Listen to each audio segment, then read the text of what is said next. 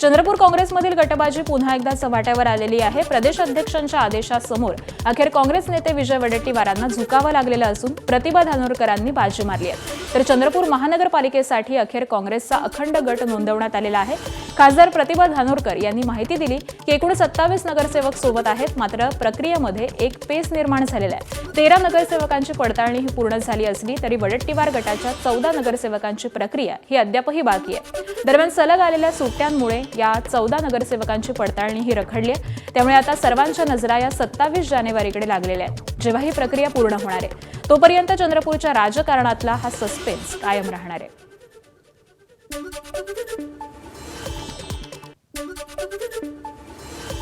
ज्या पद्धतीनं माननीय प्रांताध्यक्षांना सांगितलं त्या पद्धतीनं असं ठरलं होतं की गटनेता हा प्रदेशाध्यक्ष देणार, महापौर हा माझा होणार आणि स्टँडिंग कमिटीचे चेअरमन हे आदरणीय विजूभाऊ यांचा होणार।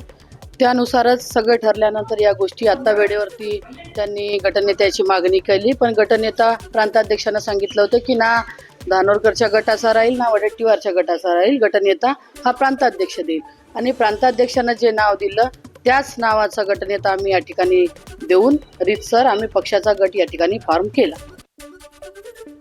तुमची आता नेमकी मागणी काय आहे? गटनेता तुमच्याकडे जास्त लोक असल्यामुळे तुमचा व्हावा की त्या गटाचा व्हावा, तुमची नेमकी मागणी? नाही, आमची मागणी आहे की दोघांनी जो प्रदेश अध्यक्षाचे जे आदेश असते तेच लोक जर पाळत नशील तर येणाऱ्या काळामध्ये कोण कार्यकर्ता काँग्रेस पक्षाचा आदेश मांडणार? खासदार मॅडमने 13 लोकांना आणून जे अल्पमतात आहेत त्यांना आणून इथं गटाची स्थापना केली, म्हणून आम्ही जे बहुमतात आहेत 14 लोक त्यांनी इथं येऊन कमिशन मॅडमला कंप्लेंट केली आहे की आम्ही बहुमत मध्ये आहोत, आमचा गटनेता झाला पाहिजे आणि ते जे 13 लोकांचे गटनेता ते त्याला कॅन्सल करावं पाहिजे। अकोला महापालिकेमध्ये भाजपच्या सत्तेचा मार्ग मोकळा झालाय। भाजपच्या नेतृत्वामध्ये 44 नगरसेवकांच्या गटाची अमरावती विभागीय आयुक्तांकडे नोंदणी करण्यात आली आहे। विशेष म्हणजे शरद पवारांच्या राष्ट्रवादीनं भाजपला पाठिंबा दिलाय। भाजपचे 38, शरद पवारांच्या राष्ट्रवादीचे 3, राष्ट्रवादीचा 1, शिवसेनेचा 1 आणि 1 अपक्ष मिळून अकोला महापालिकेमध्ये गट स्थापन करण्यात आलाय। 80 सदस्यांच्या अकोला महापालिकेमध्ये कोणालाही बहुमत न मिळाल्यामुळे सत्तेसाठी मोठी तडजोड ही सुरू होती। प्रकाश आंबेडकरांच्या नेतृत्वामध्ये काँग्रेस, ठाकरेंची शिवसेना, MIM आणि इतर पक्षांनी 42 नगरसेवक सोबत असल्याचा दावा केला होता, मात्र ही आघाडी अस्तित्वात येण्याआधीच फुटलेली आहे। प्रकाश आंबेडकरांच्या डिनर डिप्लोमसीमध्ये सहभागी असलेले दोन्ही राष्ट्रवादीचे 4 आणि 1 अपक्ष नगरसेवक हे फुटलेले आहेत। मीरा भाईंदर महानगरपालिका निवडणुकीमध्ये भाजपनं स्पष्ट बहुमत मिळवलंय।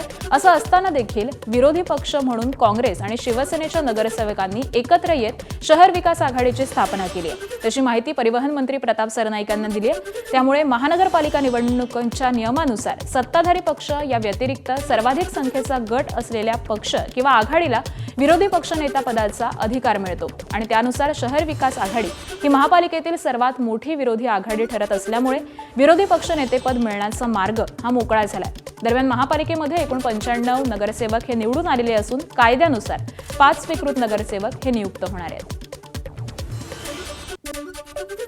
एका ड्रग्ज प्रकरणामध्ये अहिल्यानगरच्या स्थानिक गुन्हे शाखेच्या पोलीस कर्मचाऱ्याला पुणे पोलिसांनी अटक केली आहे। यावरून आता अहिल्यानगरचे आजी माजी खासदार हे भिडलेले आहेत। संबंधित पोलीस हा पूर्वी पारनेर तालुक्यामध्ये कार्यरत होता, तिथेही त्याच्यावरती गुटख्याबाबत आरोप झालेले होते। आता तोच पोलीस कर्मचारी ड्रग्ज प्रकरणामध्ये अडकलेला आहे। या सर्वांची नेमकी पारनेरमध्येच कशी कनेक्शन सापडतात असा सवाल भाजपचे माजी खासदार सुजय विखेंनी उपस्थित केलाय।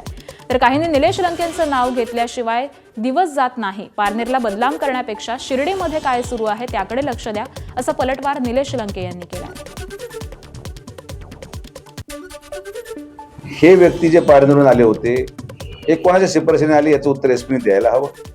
मुद्दा क्रमांक 2, जेव्हा ड्रग्ज गायब झाले तर ते पारनेर तालुक्यामध्ये कोणाच्या घरी ठेवले गेले होते त्या घराच्या लोकांचे नावं हे जाहीर झाले पाहिजेत। नाव मलाही माहिती आहेत, पण ते पोलिसांनी जाहीर केलं पाहिजे। काही राजकीय नेते मंडळींना निलेश लंके यांचं नाव घेतल्याशिवाय त्यांचा दिवसच जात नाही। या जिल्ह्यात पारनेरला बदनाम करण्यापेक्षा, पारनेरचं कुठलं कनेक्शन जोडण्यापेक्षा शिर्डीमध्ये काय चालू आहे हे पाहिलं पाहिजे. जालना शहरामध्ये एका 27 वर्षीय तरुणाची गोळ्या झाडून हत्या करण्यात आली आहे. शहरातील जिल्हा सामान्य रुग्णालयाच्या परिसरामध्ये दुचाकीवर आलेल्या अज्ञात आरोपींनी गोळीबार केला जात चरण रायमल या तरुणाचा मृत्यू झालेला आहे. दरम्यान पोलीस अधीक्षक अजय कुमार बन्सल यांनी घटनास्थळाची पाहणी केलेली असून हत्येचं कारण हे अद्यापही अस्पष्ट आहे. या प्रकरणी कदीम जालना पोलीस ठाण्यामध्ये अज्ञात आरोपी विरोधामध्ये गुन्हा दाखल केलेला असून पोलिसांकडून आरोपींचा शोध सुरू आहे. आता प्रायमा फेसी एका कुठली तरी मोटरसायकल किंवा स्कूटीवर आले 2 ते 3 2 असेल 2 किंवा 3 ॲज ऑफ नाव सांगता येणार नाही जोपर्यंत आयडेंटिफाय होत नाही. जो चरण आहे हा एकटा होता काय? तो एकटा होता, त्याच्या मोटरसायकलवर होता. परिस्थिती चिंताजनक आहे आणि डॉक्टर सगळा त्यांचा करता येईल. आज कोल्हापूर जिल्हा परिषद निवडणुकीमध्ये आता आवाडे घराण्यातील चौथी पिढी ही राजकारणात उतरली आहे. आमदार राहुल आवाडेंची कन्या सानिका आवाडे कोरोची गटामधून जिल्हा परिषदेच्या रिंगणामध्ये उतरली आहे. सानिका या सहकार नेते कल्लाप्पाण्णा आवाडेंची पणती तर माजी मंत्री प्रकाश आवाडेंची नात आहे. घराणेशाहीमुळे सानिका यांची उमेदवारी आधी चर्चेचा विषय बनली आहे. विशेष म्हणजे ही निवडणूक केवळ एका घराण्यापुरती मर्यादित नाही, तर सानिका आवाडे या आमदार राजेंद्र पाटील यड्रावकर यांच्या होणाऱ्या सून आहेत आणि त्यामुळे आवाडे आणि यड्रावकर या 2 दिग्गज राजकीय घराण्यांची ताकद ही आता या निवडणुकीमध्ये एकवटलेली पाहायला मिळणार आहे. मुख्यमंत्री माझी लाडकी बहीण योजनेची ई-केवायसी प्रक्रिया करत असताना काही कारणास्तव चुकीचा पर्याय निवडल्यानं लाभ स्थगित झाल्याच्या काही तक्रारी या विभागास प्राप्त झाल्यात. या योजनेशी संबंधित इतरही तक्रारींचे आणि शंकांचे फोन कॉलवरून निवारण करण्यासाठी 181 या महिला हेल्पलाईन नंबरवरती मदत उपलब्ध करून देण्यात आली आहे. याबाबत संबंधित कॉल ऑपरेटर्सना योग्य ते प्रशिक्षण देखील देण्यात आलेलं आहे. तर योजनेशी संबंधित सर्व तक्रारींचं आणि शंकांचं निरसन हे 181 या हेल्पलाईन नंबरवरून करण्यात येणार आहे. मंत्री अदिती तटकरे यांनी पोस्ट करत ही माहिती दिली. तुळजाभवानी मंदिराच्या दानपेटीमध्ये चुकून पडलेल्या मौल्यवान वस्तू परत न करण्यावरती तुळजाभवानी संस्थान हे ठाम आहे. यासाठी मंदिर संस्थाननं जुन्या ठरावाचा दाखला दिलाय. तर तुळजाभवानी मंदिर संस्थानातच नाही तर इतर अनेक देवस्थानाच्या ठिकाणी हाच नियम असल्याचं देखील देवस्थानचं म्हणणं आहे. दरम्यान चुकून दानपेटीमध्ये वस्तू पडली म्हणून अनेक जण हे मौल्यवान वस्तू मिळवण्याचा प्रयत्न करत होते, म्हणूनच ठराव केल्याचा दावा हा मंदिर संस्थाननं केलाय. तर पुजारी मंडळानं भक्ताची मौल्यवान वस्तू ही परत करण्याची मागणी केली आहे. पूर्वी सीसीटीव्हीमध्ये हे सीसीटीव्ही नव्हते तर आता आहेत आणि त्यामुळे ठरावामध्ये बदल करत असून वस्तू परत करा अशी मागणी ही पाळीकर पुजारी मंडळानं सध्या केलेली आहे.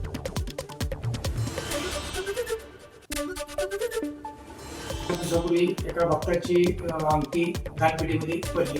ती मंदिर संस्थांनी परत केली नाही असं न्यूजमध्ये दाखवले. आता ती वस्तू पडली म्हणजे चुकून त्याकडे गेलेली आहे. त्यामुळे असं विनंती करतोय की आपण ह्याच्यावर कुठेतरी विषय विनिमय करून आपण तात्काळ जो ठराव आहे तो बदलून आणि ज्या भक्तांच्या काही वस्तू पडले ते परत करावे.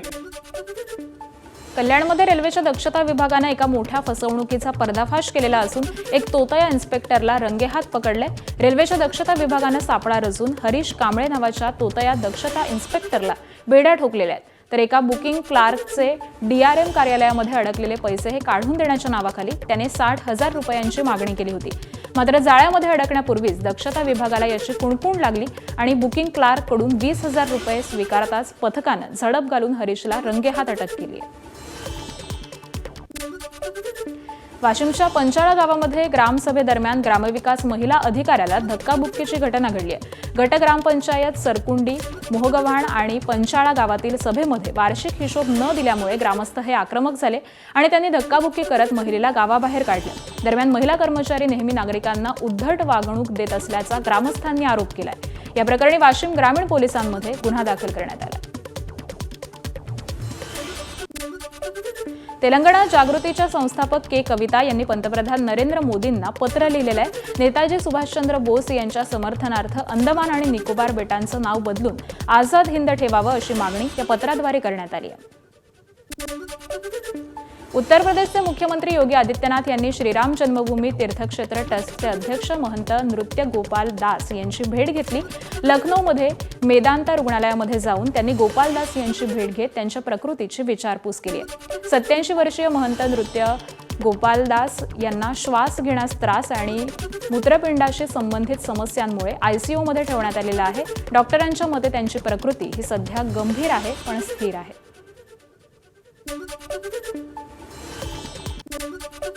मध्य प्रदेशातील उज्जैनमध्ये 2 गटामध्ये चांगलाच राडा झालाय. यामध्ये दोन्ही गटाकडून एकमेकांवरती धारदार शस्त्रानं हल्ला करण्याचा प्रयत्न केलाय.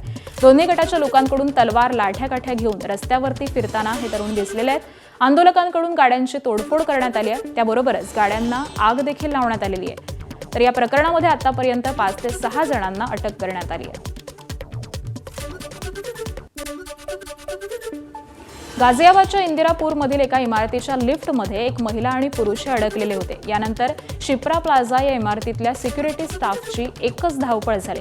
या कर्मचाऱ्यांनी प्रयत्नांची पराकाष्ठा करत या महिलेला लिफ्टमधून बाहेर काढले. छत्तीसगडच्या कोरबा जिल्ह्यामध्ये हसदेव डाव्या कालव्यावरती असलेला एक मोठा लोखंडी पूल हा चोरांनी गॅस कंटेनरनं कापून चोरलेला आहे. एबीपी माझा, उघडा डोळे बघा नीट.